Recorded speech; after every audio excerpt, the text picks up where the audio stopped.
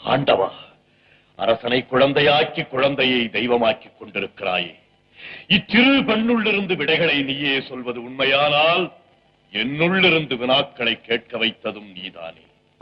இப்படியும் உனக்கு ஒரு விளையாட்டா? மூன்றாவது கேள்வியையும் கேட்டு விடுங்கள், அதற்கு ஒரு முடிவிற்கு வரலாம். இல்லையம்மா, இனி நான் கேள்விகளை கேட்க மாட்டேன். அப்படி சொல்லாதீர்கள், அதற்கும் பதில் சொன்னால் தான் எனக்கு உறக்கம் வரும். உண்மைதான்.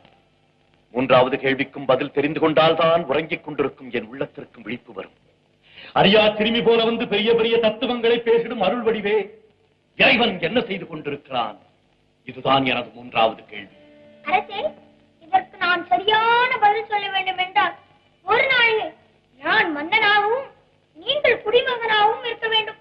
சம்மதமா? புனிதனானே, காத்துக் கொண்டிருக்கிறது அரியாசனம். குலமகளே, கொலுவிருந்து என் குறை தீர்த்து விடு தாயே.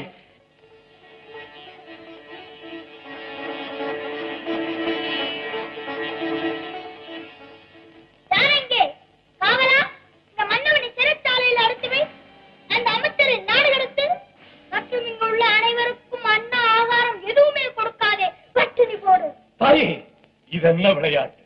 விளையாட்டல்ல வேண்டே, இதைத்தான் இறைவன் இப்போது செய்து கொண்டிருக்கிறான்.